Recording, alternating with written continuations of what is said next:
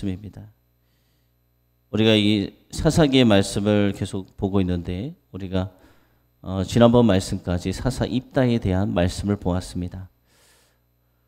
입다는 하나님이 세운 사사이기보다는 사람이 세운 사사였어요.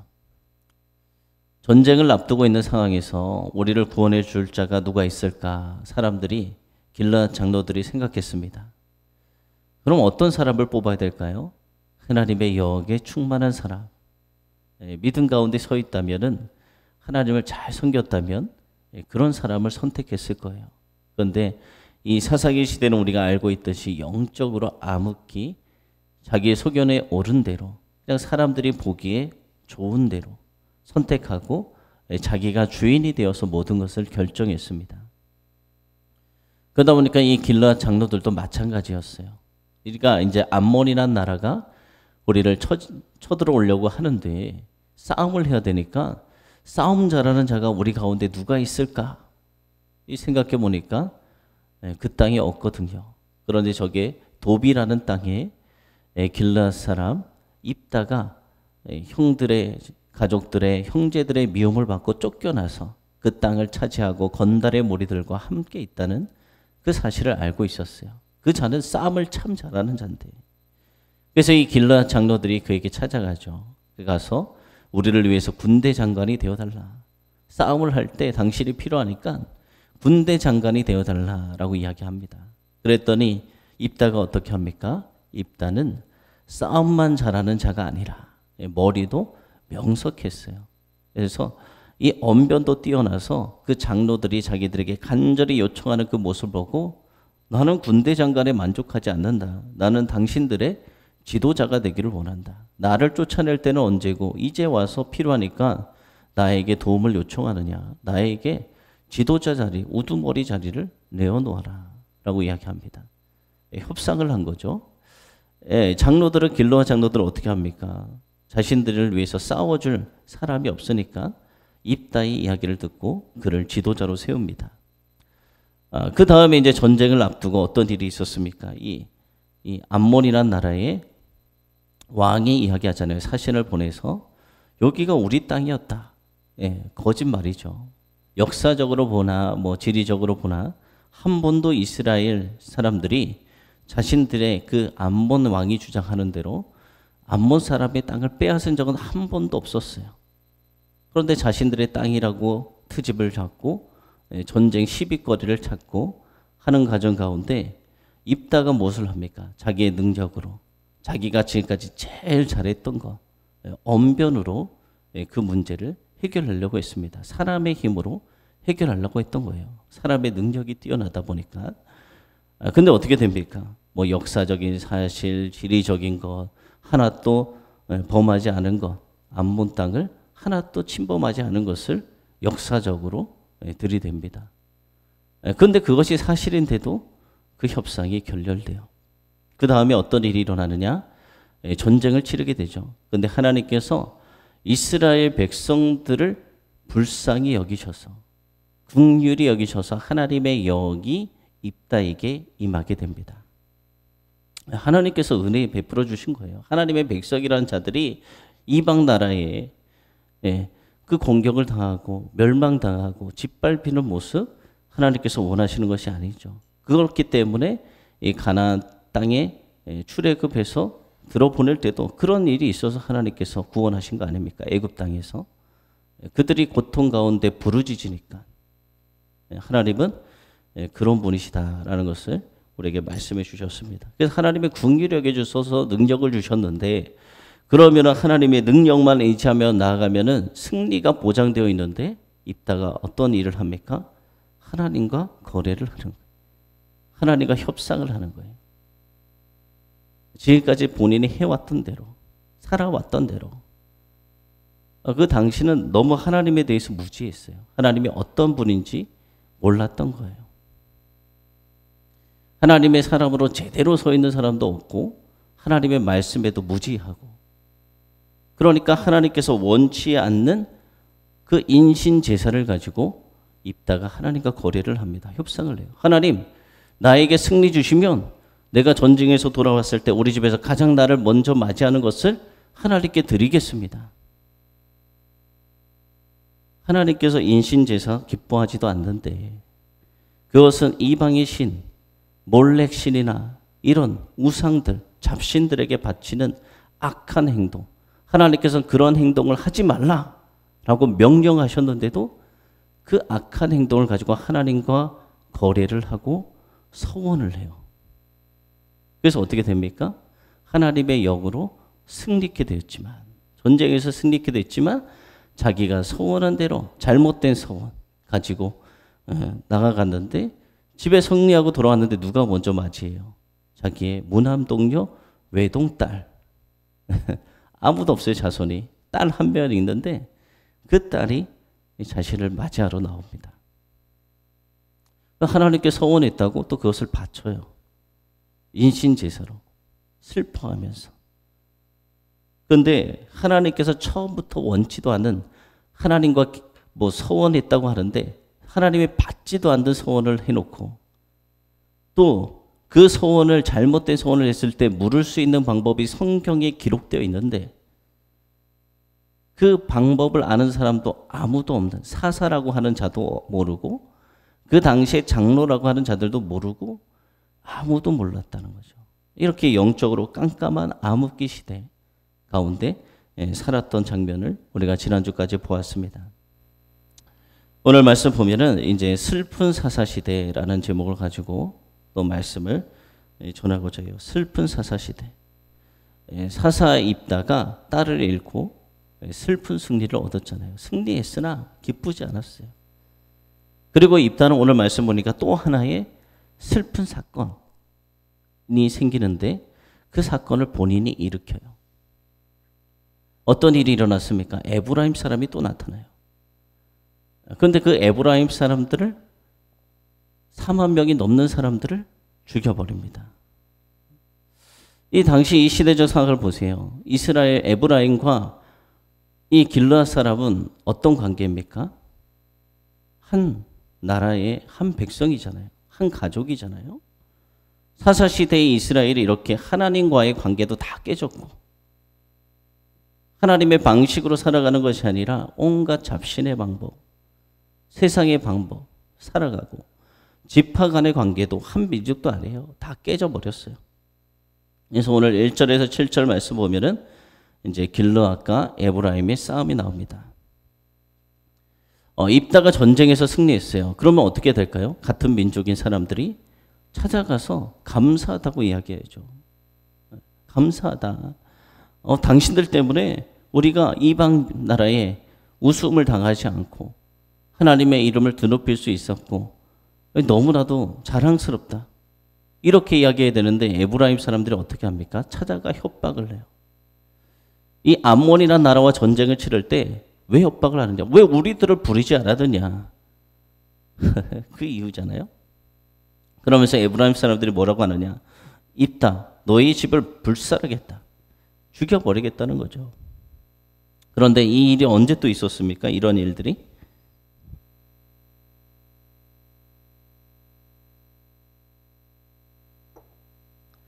에브라임 사람들은 왜 이런지 모르겠어요. 에브라임 지파 사람들은 입다 때만이 아니라 기드온 때도 그랬잖아요. 기드온이 전쟁에 나갈 때 에브라임 사람들은 그냥 강 건너 불구경하듯 그냥 같은 민족이 전쟁을 치르는데도 도와주지도 않았어요. 에브라임 민족은 강한 민족이었어요. 숫자도 많고 땅도 크고 참여도 하지 않으면서 이제 전쟁에 승리할 때가 다 보이니까 기드온에 가서도 아니 왜 우리를 부르지 않았느냐 전쟁을 하는데. 근데 오늘 입다한테도 그렇게 이야기하고 있는 거예요. 이런 사람들이 우리 주변에도 있지 않습니까? 네, 손 놓고 있다가 강 건너 불구경하고 있다가 승리하는 것이 보이면 무슨 징조가 보이면 왜 우리를 부르지 않았느냐. 이 한민족 아니에요. 이웃이잖아요. 사촌이잖아요.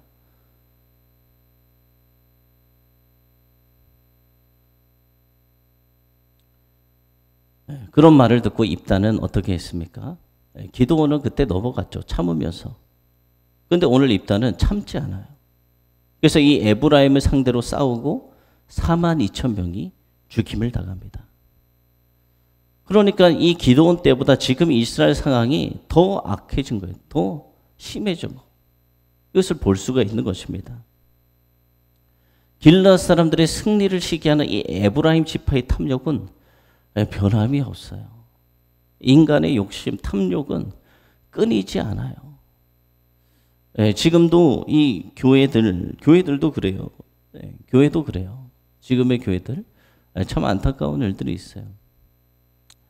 교회가 다른 교회가 부흥하면 어떻게 해야 돼요? 잘했다. 수많은 영혼을 구원했다. 하나님이 쓰셨다. 축하해주고 격려해주고 해야 되는데 그렇지 않다는 거예요.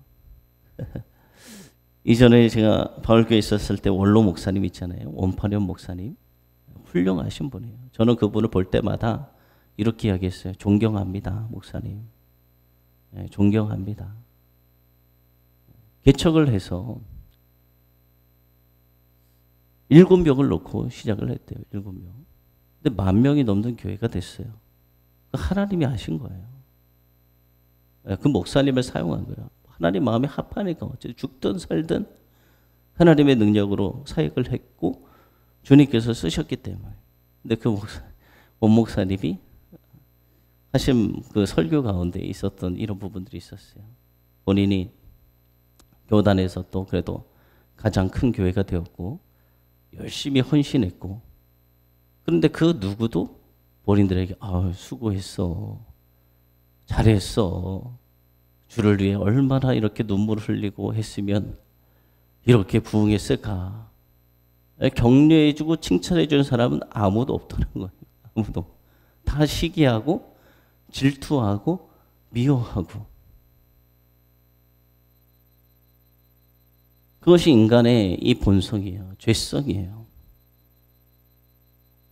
오늘 말씀 봐도 이 길르앗 사람들, 에브라임 사람들 가운데 용납하지도 참지도 않아요. 그래서 입단은 어떻게 하느냐? 길르앗 사람들을 불러 모아서 이 에브라임 사람들을 닥치는 대로 다 죽이는 사륙을 하잖아요. 얼마나 끔찍해요. 같은 그 족속, 같은 나라 민족인데도. 이런 일이 왜 일어나느냐? 내 자신이 주인이 되어서 그래요. 내 자신이 주인, 내 자신이 왕이 되어버린 관계에서는 서로 주인이고 서로 왕이니까 그냥 다투는 거예요. 미워하고 시기하고 질투하고. 근데 하나님만이 우리 왕이시다. 하나님의 말씀을 들어야 된다. 하나님이 기뻐하는 대로 가야 된다. 그러면 시기할 필요도 없고 질투할 필요도 없고 죽여버릴 필요도 없어요. 하나님께서 우리를 통해서 영광 받으셔서 우리는 못했는데 너희들이 이 길르앗 사람들, 너희들이 우리를 대신해서 이런 일을 했구나. 하나님을 위해서 박수 쳐주고 격려해주고 칭찬해줘야죠. 근데 자기가 빠졌다고, 자기가 살아있으면 이렇게 되는 거예요. 왜 나는 무시해? 왜 나에게는 이야기 안 했어?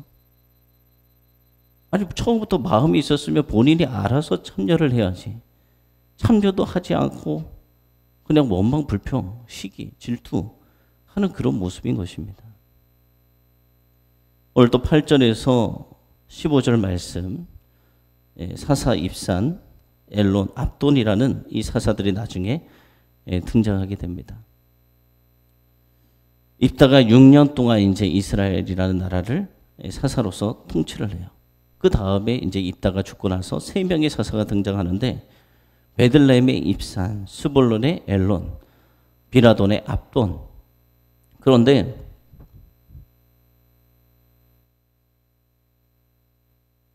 이 사람들은 무엇을 했는지 나와 있지 않아요. 근데 무엇만 나왔냐?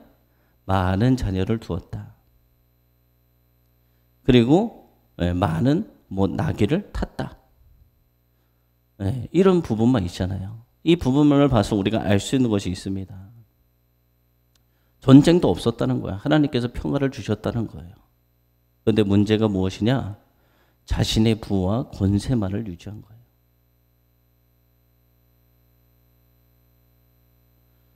보니까 많은 자녀가 있다는 것이 공통점이에요.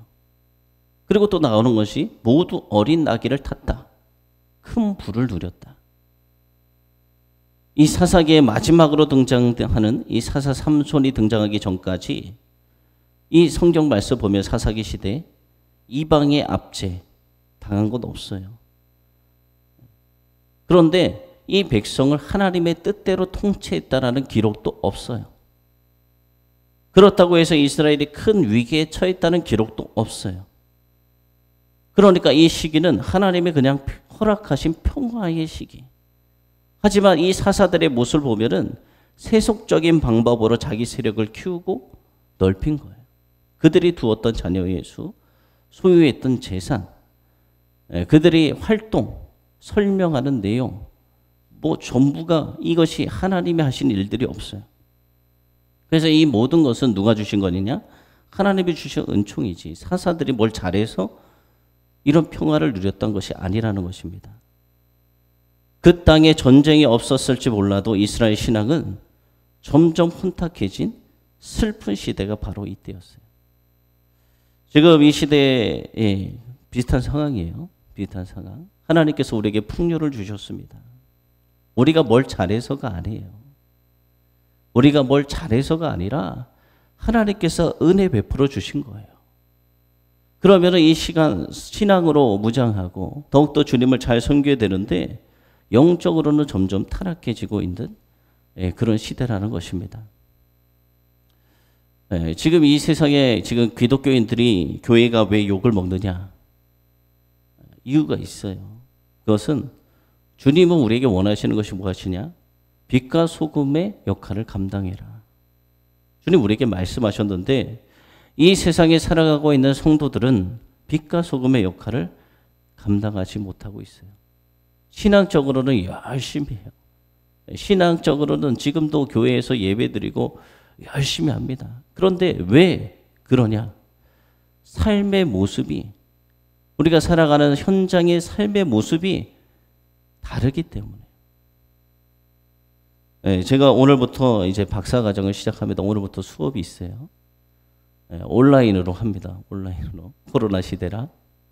6시부터 매주 화요일마다 새벽 6시부터 8시 반까지 수업이 있어요. 제가 이번에 선택한 과목이 한 과목인데 여러 과목 하기 힘들어요. 사역도 해야 되고. 그래서 한 과목을 듣는데 그 과목이 성경적 신앙 상담이에요. 성경적 신학 상담. 거기서 이제 과제물이 있더라고요. 그 책을 봤는데 지금 건강하다고 이야기하는 그리스도인들의 잘못된 10가지 그런 부분들이 있어요. 근데 그것을 보면서 지금 이 시대 한국교회의 문제 바로 이것이구나. 우리는 신앙적으로 성숙하면 내가 예수 잘 믿고 예배 빠지지 않고 하면은 나는 영적으로 성숙해서 다 된다. 근데 나의 연약한 모습이 있다. 아직도 나의 변화되지 않은 그런 모습. 하지만 그것은 점점 변화될 거다.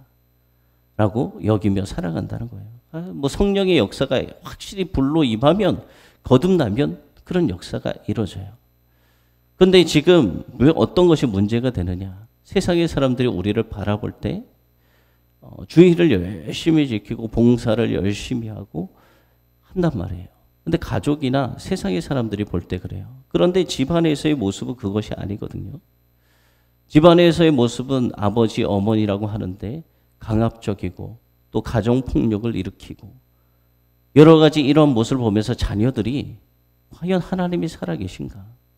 신앙생활은 저렇게 열심히 한다고 하는데 왜 이런 일이 일어나는가?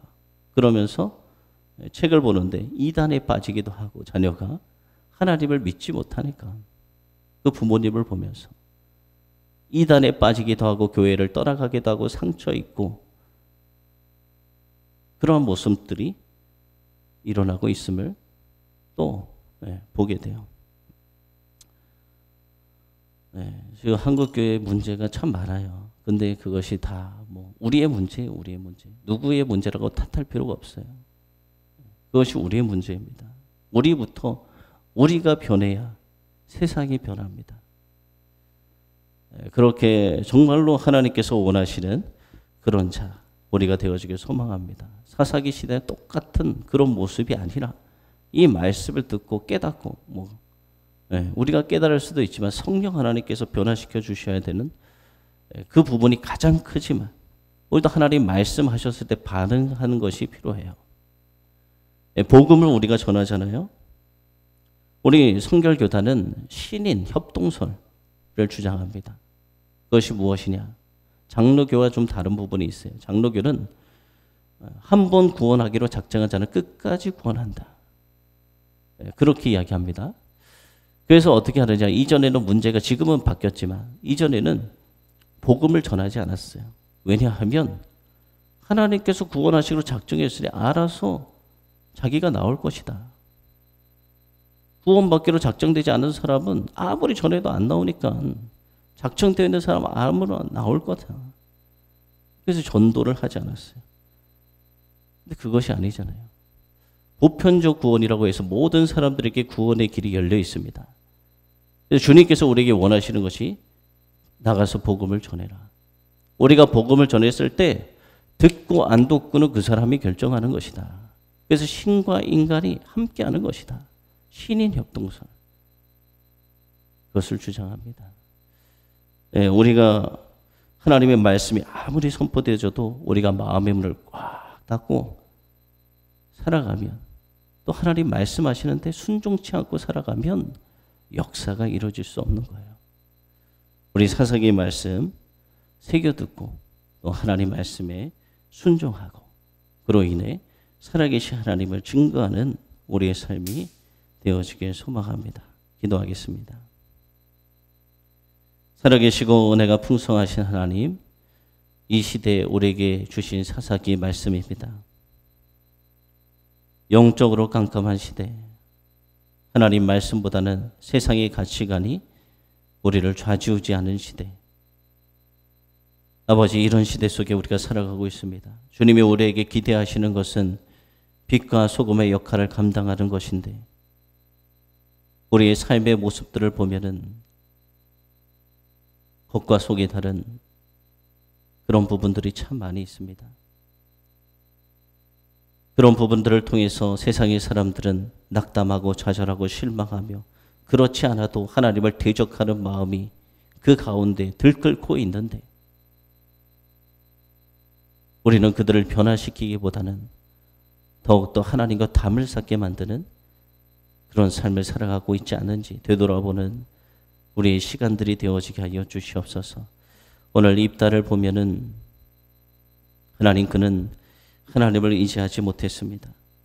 그런데도 하나님께서는 긍휼히 여기셔서 이스라엘 백성들을 구원해 주셨습니다.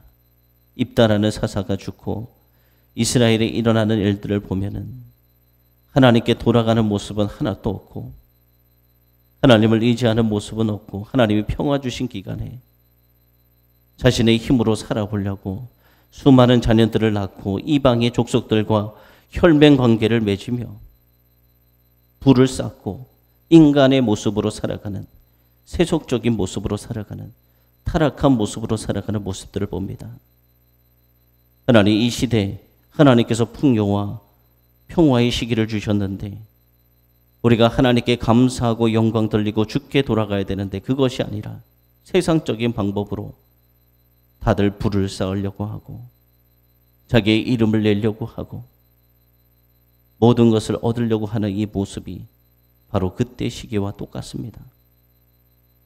이것은 하나님이 베풀어 주신 은혜인데 은혜인지도 모르고 살아가는 불쌍한 우리들을 하나님 기억하시고 우리가 이 땅에 있는 모든 그리스도인들이 주님 바라보는 신분 중심의 신앙으로 온전히 회복되어져서 하나님 안에 거하는 이 땅의 모든 이들이 되어지게 하여 주시옵소서. 이 땅은 분명 영적으로 어둠 시기고 타락했습니다.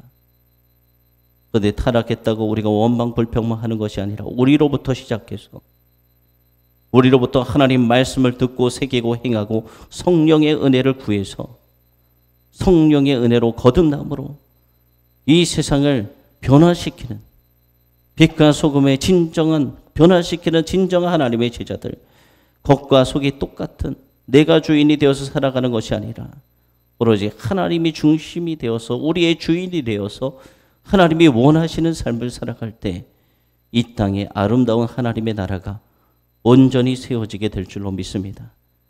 그 모든 것을 통해서 오로지 주님만 영광받아 주시옵소서. 살아계신 예수님의 이름으로 기도드립니다. 아멘. 이 시간 다 함께 주기도문 하시고 오늘 새벽